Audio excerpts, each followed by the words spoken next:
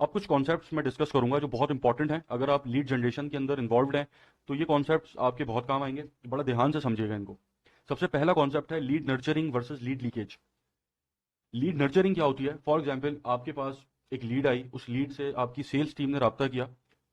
उस लीड ने आपसे कुछ सवाल पूछे, आपकी सेल्स टीम ने उसको सेटिस्फाई किया, जवाब दिए, और फिर आखिर में उस लीड ने कहा ठीक है अब मैं आपको बताता हूँ, मैं डिस्कस कर लूँ, अपनी रिसर्च कर लूँ, उसके बाद मैं आपसे रब्ता करता हूँ।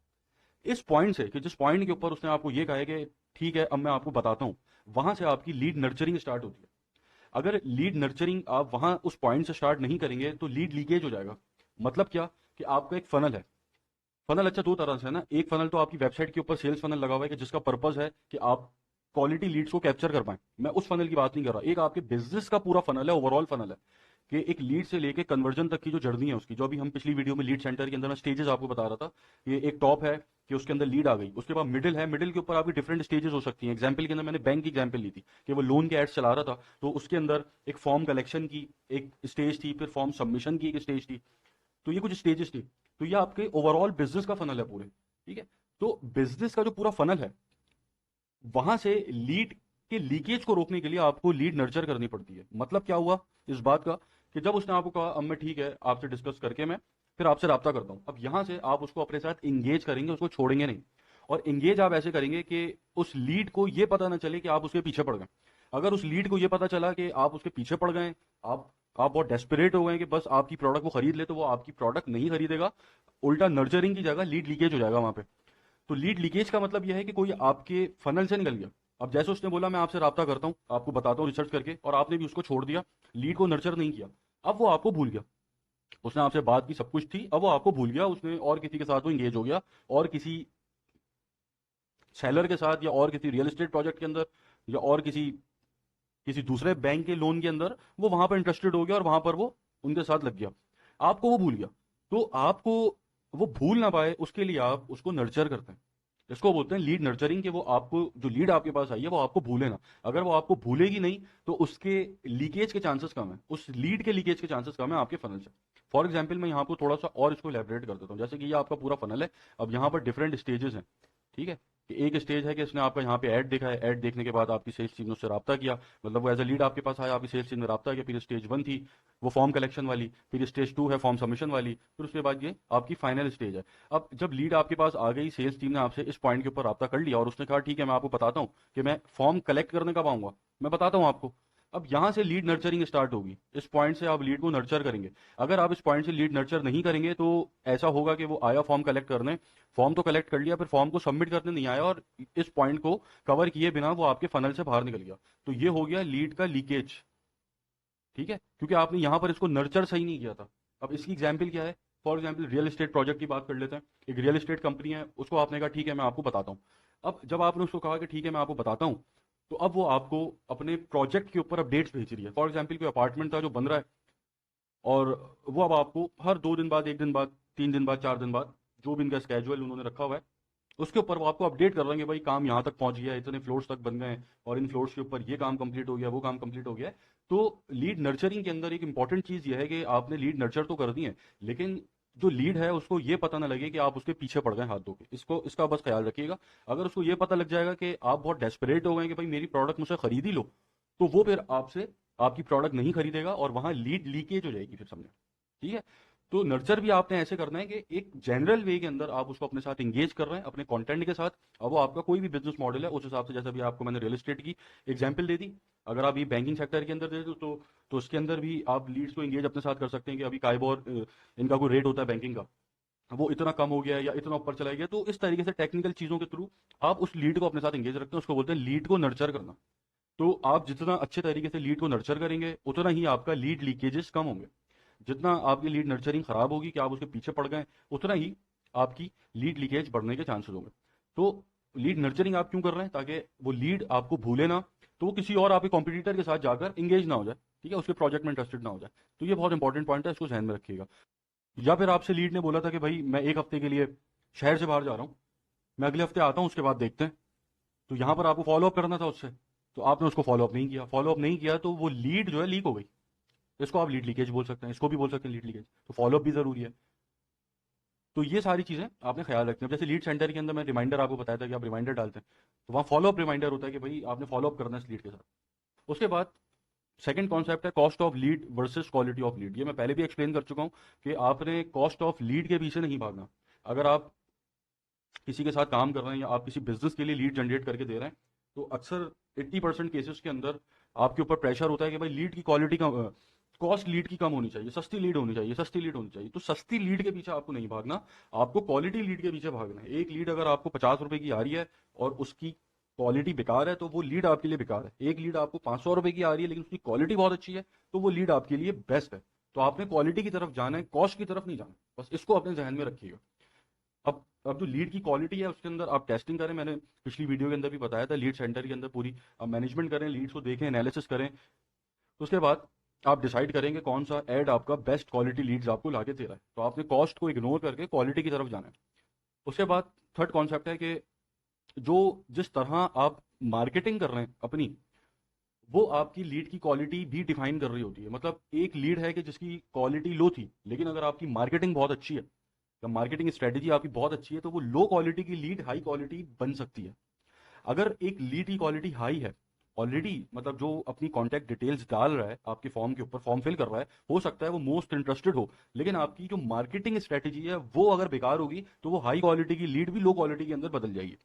ठीक है। तो जो आपकी मार्केटिंग स्ट्रेटेजी है, मार्केटिंग स्ट्रेटेजी, हम फेसबुक की बात कर रहे हैं, भी फेसबुक एड्स का कोर्स है, तो उसके अंदर आप कितने फॉर्मल हैं, कितने प्रोफेशनल हैं, कितने अच्छे तरीके से आपने अपना फॉर्म डिजाइन किया है, अपने मैसेज को कन्वे किया है, वो मैटर करता है। जितने आप प्रोफेशनल लगेंगे, उतना ही आपके पास क्वालिटी लीड्स आएंगी, ये बात याद रखिए। ठीक है, क्योंकि लोग आपको फिर सीरियस लेंगे। अगर आपकी मार्केटिंग स्ट्रेटेजी अच्छी है तो लोग आपको सीरियस लेंगे।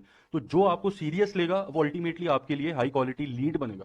अगर जो आपको सीरियस नहीं लेगा, अब जैसे मैं हूं और मुझे कोई अपार्टमेंट परचेज करना है, और मेरी इंटेंशन है कि मुझे एक अपार्टमेंट परचेज करना है, आपका मैंने ऐड देखा लेकिन आप मुझे बहुत लो क्वालिटी के एडवर्टाइजर लगे, ठीक है, आप बहुत ज्यादा अनप्रोफेशनल लगे, मैंने फिर भी आपका फॉर्म तो भर दिया, लेकिन क्या है कि मैं गुड क्वालिटी या हाई क्वालिटी लीड होते हुए भी लो क्वालिटी बन जाऊंगा जब आपकी सेल्स टीम मुझसे रब्ता करेगी। क्योंकि मैं ऑलरेडी, मुझे पता है कि आप बहुत ज़्यादा अनप्रोफेशनल हैं, आपका लोगो अच्छा नहीं था, आपने कॉपी राइटिंग आपकी सही नहीं थी, आपने सही तरीके से डिस्प्ले नहीं की हुई थी चीज़ें, अपना मैसेज कन्वे नहीं किया हुआ था। तो मैं एक हाई क्वालिटी इंटरेस्टेड होते हुए भी मैं बोलूंगा नहीं यार सही है, मैं देखता हूँ, और मैं किसी ऐसे एडवर्टाइजर के एड के ऊपर ज़्यादा फिर उसको सीरियस लूंगा कि जो प्रोफेशनल था। तो लीड की क्वालिटी लो और हाई ऐसे भी हो जाती है कि आपकी मार्केटिंग किस तरह इम्पैक्ट क्रिएट कर रही है कि जो आप पे ऐड देख रहा है। उसके बाद आपकी लीड और सेल्स प्रोसेस, ये भी बहुत ज़्यादा आपस में इंटरलिंक्ड है। कि आपकी लीड की क्वालिटी, जैसे भी मैंने ऊपर बताया कि मार्केटिंग इंपैक्ट जो है करती है आपकी लीड क्वालिटी के ऊपर, ऐसी सेल्स का प्रोसेस भी करता है। अब जैसे मैंने आपका एक फॉर्म भर दिया और मैं एज अ लीड आपके पास चला गया, अब आपने मुझे कॉल्स करना शुरू कर दी, आप मुझे ऑफिस टाइमिंग के अलावा कॉल कर रहे हैं, आप मुझे रात में 10 बजे कॉल कर रहे हैं कि भाई आपने फॉर्म भरा था। तो मैं तो एक हाई क्वालिटी लीड था, लेकिन अब मैं लो क्वालिटी लीड हूँ आपके लिए। क्योंकि आप रात में 10 बजे, 11 बजे, 12 बजे मुझे कॉल कर रहे हैं, या आप सुबह 6 बजे मुझे कॉल कर रहे हैं, या अगर मैंने कॉल रिसीव नहीं की, कॉल मैंने मिस कर दी, तो आप मुझे मैसेज नहीं कर रहे कि भाई आप कौन है। हो सकता है अक्सर लोग कॉल रिसीव नहीं करते अननोन नंबर से, तो आप मुझे कॉल्स पे कॉल्स कर रहे हैं, दिन के अंदर 10 दफा कॉल्स कर रहे हैं। तो ये जो सेल्स प्रोसेस है आपका, ये भी एक हाई क्वालिटी लीड को बैड क्वालिटी बना देगा। ठीक है, और बैड क्वालिटी लीड को हाई क्वालिटी बना देगा अगर आपका सेल्स प्रोसेस अच्छा है। कि अगर मैंने आपकी कोई कॉल मिस कर दी और आपने ऑफिस आवर्स के अंदर मुझे कॉल किया है, तो आपने एक प्रोफेशनल वे के अंदर मुझे एक एसएमएस कर दिया, या मुझसे व्हाट्सएप के ऊपर पहले पूछ लिया, या एसएमएस के ऊपर मुझे पूछ लिया कि आपने फॉर्म भरा था, आपको कॉल करने का सूटेबल टाइम क्या है, आप हमें बता दें, उस टाइम के ऊपर हम आपसे रब्ता करेंगे। तो मैं फिर आपको सीरियस लूंगा। एज अ बैड क्वालिटी, अभी अभी तो मेरी क्वालिटी बैड है, लेकिन जब मैं देखूंगा कि यार ये प्रोफेशनल लोग हैं, तो मैं आपको सीरियस लूंगा। ठीक है, तो हो सकता है मेरी क्वालिटी हाई हो जाए। और अगर मेरी क्वालिटी ऑलरेडी हाई है और आपका अनप्रोफेशनल एटीट्यूड इस तरीके से, तो मुझे लाजमी फिर बैड क्वालिटी तो लाजमी बना देगा। तो लीड और सेल्स प्रोसेस ये भी बहुत मैटर करता है। तो अगर आप लीड जनरेशन के एड्स चला रहे हैं और आपके पास कन्वर्जन नहीं आ रही, तो आप फेसबुक को ब्लेम ना करें सिर्फ कि भाई कन्वर्जन ही नहीं आ रही। क्योंकि जो आप बिजनेस कर रहे हैं, आपके जैसा बिजनेस और भी लोग कर रहे हैं और वो लीड जनरेट कर कर उनको कन्वर्ट कर पा रहे हैं। तो आप देखें कि सेल्स प्रोसेस आपका, यहाँ पे तो कोई इशू नहीं है, यहाँ तो कोई मसला नहीं है। अब सेल्स प्रोसेस एक अलग दुनिया है, इसके ऊपर तो इंसान 40-50 घंटे भी बोलता रहे तो कम है। लेकिन सेल्स प्रोसेस को, मैं सेल्स प्रोसेस का इम्पैक्ट लीड के ऊपर, हम इस टॉपिक पे बात कर रहे हैं, तो उसके ऊपर दो चार मैं और एग्जांपल्स देकर आगे बढ़ जाता हूँ। अब सेल्स प्रोसेस के अंदर फॉर एग्जांपल मैं एज अ लीड था और मेरे पास किसी सेल्स टीम की कॉल आई। अब जो सेल्स टीम है वो अंग्रेजी बोल रही है, लेकिन अंग्रेजी गलत बोल रही है, या फिर अंग्रेजी का एक्सेंट सही नहीं है, या फिर वो उर्दू में बात कर रही है और उर्दू का एक्सेंट सही नहीं है। तो मैं हाई क्वालिटी लीड होते हुए भी लो क्वालिटी बन जाऊंगा उसके लिए। तो सेल्स प्रोसेस के अंदर बहुत बारीकियां हैं, इसके अंदर भी अगर कोई आपका फ्लॉ होगा तो आपके पास कन्वर्जन नहीं आएगी। आपके पास फेसबुक के ऊपर आप हाई क्वालिटी लीड्स को जनरेट कर रहे हैं, लेकिन आपकी सेल्स टीम उन हाई क्वालिटी लीड्स को लो क्वालिटी में कन्वर्ट कर रही है। ठीक है, इन फ्लॉज की वजह से जो मैंने आपको एक दो एग्जांपल्स अभी दिए हैं, ऐसे बहुत सारे और फ्लॉज हो सकते हैं सेल्स प्रोसेस के अंदर। तो आपने अपने सेल्स प्रोसेस के अंदर नजर रखनी है कि कहीं वहां पर तो आप कोई ऐसी गलती नहीं कर रहे कि जिसकी वजह से आपके पास एक हाई क्वालिटी लीड होते हुए भी वो कन्वर्ट नहीं हो पाई। तो सेल्स प्रोसेस का भी लीड की क्वालिटी के ऊपर इंपैक्ट होता है। उसके बाद आपने अक्सर देखा होगा आपके पास एड्स आते हैं, आप उन एड्स के ऊपर क्लिक करते हैं तो लैंडिंग पेज पे चले जाते हैं, वहां पर वो आपसे कहते हैं कि भाई हमारी फ्री ई बुक डाउनलोड कर लें। और आप अपनी जो फ्री ई बुक डाउनलोड करने के चक्कर में उनको अपना नाम, ईमेल एड्रेस, फोन नंबर दे देते हैं, उसको लीड मैग्नेट बोलते हैं। ठीक है, ये भी एक तरीका है लीड जनरेट करने का, कि आप कोई फ्री रिसोर्स दे रहे हैं, उसके बदले में आप उसकी कॉन्टैक्ट इन्फॉर्मेशन ले रहे हैं कि जिसको आप आगे और बहुत सारी चीज़ों में इस्तेमाल कर सकते हैं। आप उसकी लुक अलाइक्स बना सकते हैं। फॉर एग्जाम्पल, जब मैंने इन कोर्सेज को स्टार्ट किया था तो उस वक्त बहुत अर्ली स्टेजेस थी, फेसबुक भी शायद एआई वगैरह तो कुछ भी नहीं था फेसबुक के ऊपर।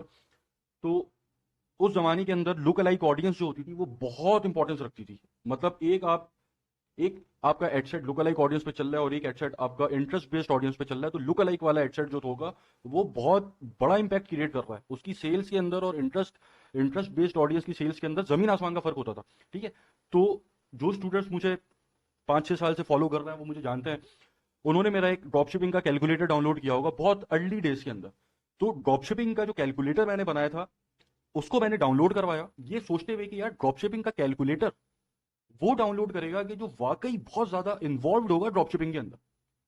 तो वहां से एज अ फ्री रिसोर्स मैंने उस कैलकुलेटर को डाउनलोड कराया, और साथ फिर मैंने लीड्स को कैप्चर करना शुरू किया, उसकी लुक अलाइक ऑडियंस बनी। लुक अलाइक ऑडियंस को फिर मैंने टारगेट करना शुरू किया अर्ली स्टेजेस के ऊपर जब स्टार्ट किया था मैंने। तो ये एक तरीका होता है, लोग ये भी करते हैं।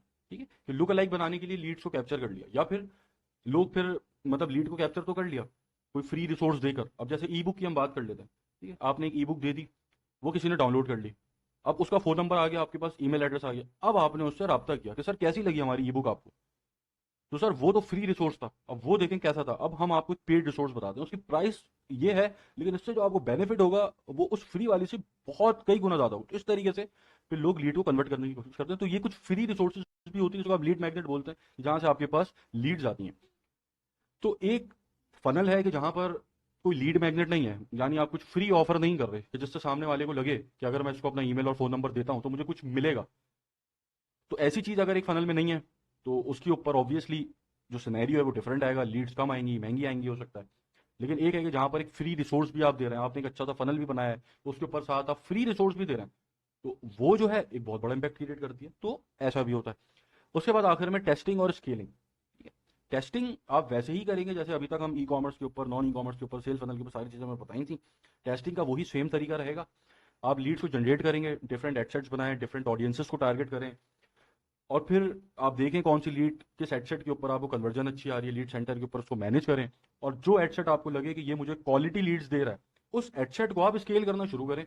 जो स्केलिंग के मेथड्स मैंने बहुत सारे बताए, उसमें से मेथड 1 से स्टार्ट करें, 2 3 ट्राई करें, 4 ट्राई करें, 5 ट्राई करें, और साथ देखते रहेंगे जो भी स्केलिंग का मेथड आपने इंप्लीमेंट किया है उसके ऊपर आपकी जो कन्वर्जन रेट है वो कहीं गिर तो नहीं रहा। क्योंकि जब आप स्केलिंग करते हैं तो बहुत सारी चीज़ें चेंज होना शुरू कर देती। जैसे जब आप ई कॉमर्स कर रहे थे तो वहां पर आपको एक ऑर्डर फॉर एग्जाम्पल 500 रुपये खर्च करके आपके पास एक परचेज आ रही थी। अब आप स्केलिंग के ऊपर गए तो आपका बजट आपने बढ़ाया, तो फिर आपको जो कॉस्ट पर रिजल्ट है वो महंगा पड़ना शुरू हो गया। तो ऐसे ही यहाँ पर भी हो सकता है आपको कॉस्ट पर रिजल्ट महंगा पड़ना शुरू हो जाए, हो सकता है लीड की क्वालिटी आगे पीछे हो जाए। तो उन सबका ख्याल रखते हुए आपने लीड जनरेशन की कैंपेन को स्केल करना।